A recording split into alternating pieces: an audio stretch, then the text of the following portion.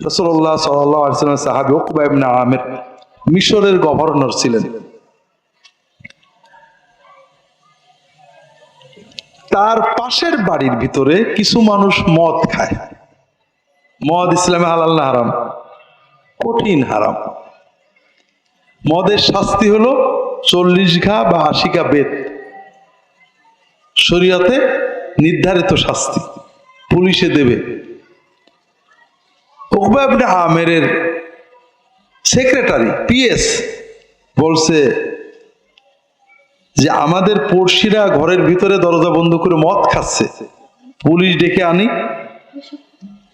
তখন উনি বলেন, না না না না, খবরদার, ওদের বেইজ্জত করো না, পুলিশ জানলে কেস হলে বেচারা বেইজ্জত হয়ে যাবে, তুমি ওদের হেদায়েত করো, নসিহত করো, বলো, বুঝাও।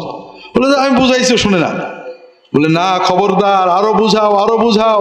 আল্লাহ রাসূল সাল্লাল্লাহু আলাইহি ওয়াসাল্লাম বলেছেন, মান সাতারা মুসলিমান ফাকান্নামা আহইয়া মাউউদাতাম মিন কবরিহা।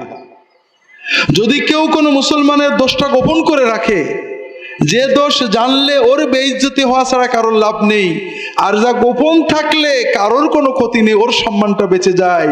কারোর যদি কেউ দোষটা গোপন করে রাখে, জেনেও কাউকে না বলে, তাহলে কেমন সওয়াব হয়।